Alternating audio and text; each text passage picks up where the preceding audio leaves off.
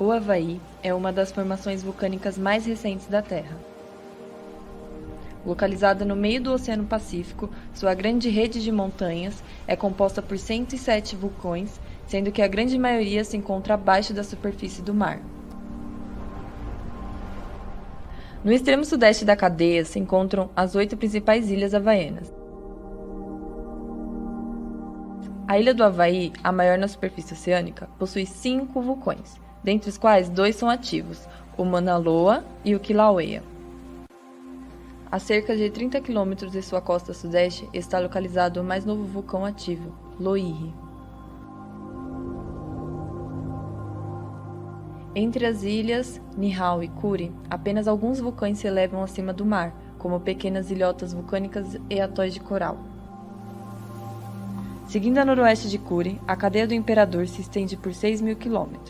Todas as suas formações estão submersas, pela ação da erosão e da subsidência. Neste ponto, a linha de ilhas que antes era retilínea sofre um desvio para norte, em decorrência da tectônica de placas. Durante a Segunda Guerra Mundial, os americanos utilizavam barcos com ímãs para localizar submarinos japoneses no Oceano Pacífico. Com este equipamento, observaram que o ímã se movimentava para cima e para baixo periodicamente no fundo do mar. Percebeu-se então que as rochas do assoalho oceânico apresentavam variações nas direções do campo magnético. Com o aperfeiçoamento da datação de rocha, observaram que quanto mais perto das dorsais meso-oceânicas, as rochas eram muito mais jovens que em relação às rochas próximas dos continentes. Através dessas pesquisas, o geólogo canadense John Wilson elaborou sua teoria de tectônica de placas. Observou-se a existência de 12 placas principais, que se deslocam e se chocam, formando os limites convergentes e divergentes. A grande maioria da atividade vulcânica se encontrava nessas regiões, porém havia exceções.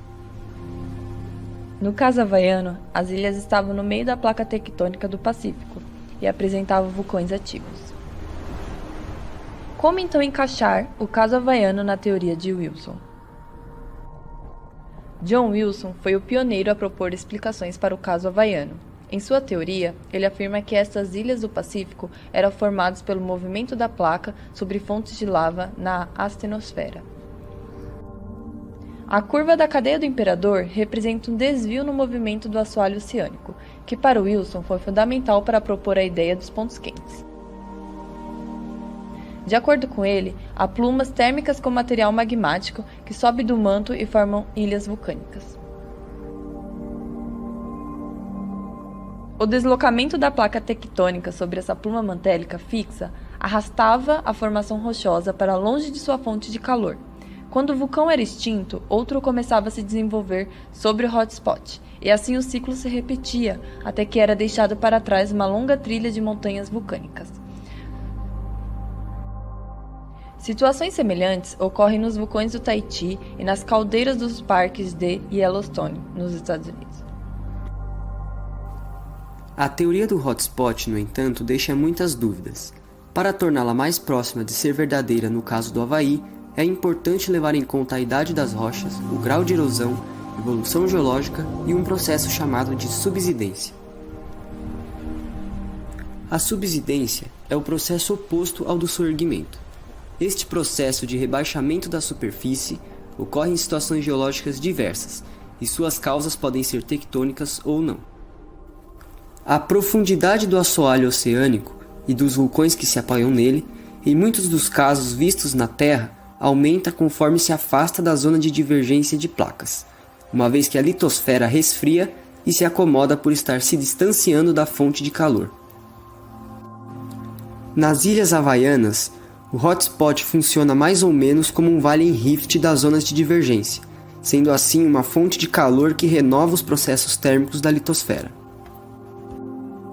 Por essa razão, a profundidade sob a cadeia de ilhas havaianas, que era para ser de 5 a 5,9 km, é na verdade de 4,5 km.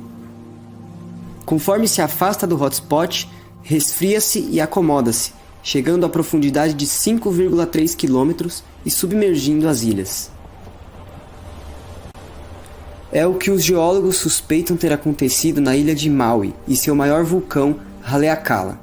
De acordo com os cientistas, esta formação foi um dia uma única grande massa emersa, combinada com Lanai, Molokai e Maui Nui. À medida que Haleakala se afastou do hotspot, a fonte de magma cessou. Isto, somado à subsidência e à erosão contínua, acabou afundando certas porções da grande ilha inicial. O resultado são as 4 ilhas separadas que vemos hoje. Como os processos persistem ao longo do tempo, o mesmo vai acontecer com a grande ilha do Havaí, que abriga os 2 vulcões ativos Kilauea e Mauna Loa. Se a subsidência ocorre mesmo desta forma, então as ilhas mais ao norte e noroeste devem ser mais antigas. Isso só pode ser comprovado se as idades das rochas forem precisamente determinadas. Muitos elementos da tabela periódica apresentam um decaimento radioativo, ou seja, uma desintegração espontânea com base na emissão de partículas de seu núcleo, prótons e nêutrons, elétrons ou radiação gama.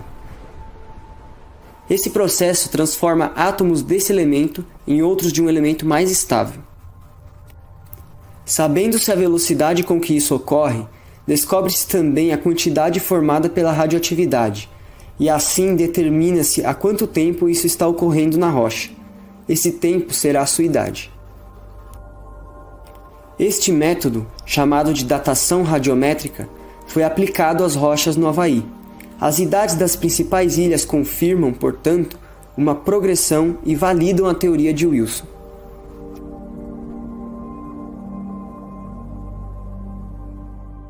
Como citado anteriormente, segundo ele, as ilhas se formam quando a crosta oceânica se move sobre uma fonte de calor no interior da Terra, um hotspot, que persiste nessa região há milhões de anos. A atividade do hotspot promoveu o surgimento de vulcões que depois dariam origem às ilhas como as que vemos hoje e as que também estão submersas.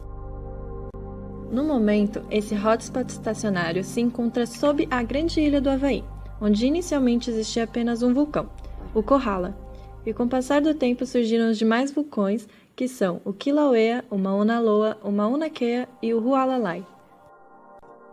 Durante cerca de 1 milhão de anos, a lava desses 5 vulcões lentamente construiu a ilha do Havaí até como a vemos hoje, assim como os produtos eruptivos dos outros vulcões, agora extintos, também esculpiram e cobriram as outras ilhas. A respeito dessa lava, podemos dizer que é uma lava vulcânica associada a erupções por derrames de lava, de cor escura e é basáltica, ou seja, tem baixo conteúdo em sílica e pode ser de 3 tipos. O primeiro é a lava do tipo Pahoehoe, que é aquela que possui uma feição retorcida semelhante a cordas, por causa do magma básico que flui abaixo de uma película semi-consolidada na parte superior. O segundo tipo de lava encontrada é a lava AA, que possui aquele aspecto em blocos irregulares, com uma crosta áspera, rachada e que tem um fluxo mais lento que a anterior, porque os gases dissolvidos no magma, quando eles escapam, fazem com que a viscosidade do material superficial aumente e forme uma crosta espessa de, em média, 3 metros. Finalmente, o terceiro tipo de lava são as pillows, ou lavas almofadadas, que se encontram normalmente quando a erupção é submarina. E além disso, algumas pesquisas feitas com amostras de lavas dos vulcões do Havaí revelaram que aqueles gases são formados majoritariamente por vapor da água, que corresponde de 70% a 90% do volume do gás, por nitrogênio, enxofre e gás carbônico. Conforme os vulcões crescem e evoluem, seu desenvolvimento é dividido em 4 estágios principais. Não se sabe muito sobre o primeiro estágio, também chamado de estágio pré-escudo. O que se sabe está sendo investigado a partir da atividade submarina vulcânica que ocorre no vulcão Loihi. Nessa etapa, formam-se produtos eruptivos mais jovens, constituídos basicamente por basalto alcalino. Por outro lado, o segundo estágio pode ser chamado de estágio escudo e corresponde a mais de 95% do volume total do vulcão, enquanto que o primeiro correspondia apenas a menos de 1% desse volume. Ele dura cerca de 1 milhão de anos ou menos, quando ocorrem várias erupções volumosas de basalto toleítico, que nada mais é que um basalto mais rico em sílica, e também erupções em zonas de rift, fissuras que se estendem pelos flancos dos vulcões, causando o chamado vulcanismo de rift. A maioria dos fluxos de lava desse estágio são longos, finos, têm uma cor mais escura e onde são encontrados fenocristais de olivina e plagioclásio. O estágio seguinte nós chamamos de estágio pós-escudo. Nele pode haver inicialmente a formação de uma caldeira que em seguida poderá ser preenchida tanto por basalto toleítico quanto por um basalto mais alcalino, dependendo do caso. Ele agora é considerado um estágio de blindagem, porque uma tampa relativamente fina de basalto alcalino e de lava diferenciada cobre o escudo principal. Nele, os fluxos de lava passam a ser mais curtos, espessos e claros, onde podemos encontrar, além de fenocristais de olivina e plagioclásio, fenocristais de piroxênio. Por fim, mais tarde, depois de um período relativamente longo de repouso e erosão, uma pequena quantidade de magma pobre em sílica, constituído de basalto alcalino e outros minerais, entra em erupção em aberturas isoladas, gerando o último estágio chamado de estágio de rejuvenescimento, em que predominam os depósitos piroclásticos. Como sabemos, hoje o vulcão Kilauea, localizado na grande ilha do Havaí, existe há menos de 4 milhões de anos e é considerado o mais ativo do mundo, já que está ativo há 34 anos. Lá, ocasionalmente, ocorrem erupções explosivas e é comum ter erupções fissurais. Ele possui uma caldeira com 165 metros de profundidade e seu magma é fornecido por uma reserva que se encontra de 1 a 6 quilômetros abaixo de seu topo. E como resultado de sua extrusão, ocorrem aqueles numerosos fluxos de lava basáltica. A lava, por ser pouco viscosa, faz com que o fluxo atinja velocidades de até 56 km por hora e temperaturas em torno de 1.200 graus, que cobriram cerca de 200 hectares, o que pode ser comparado a quase 400 campos de futebol nos últimos 30 anos. As rochas provenientes dessa atividade são divididas em 2 tipos principais que variam conforme as suas idades. O primeiro tipo é chamado de basalto e lina, que são as rochas mais antigas, com idades superiores a 30 mil anos, que pertencem ao Pleistoceno e estão mais no flanco sul do vulcão.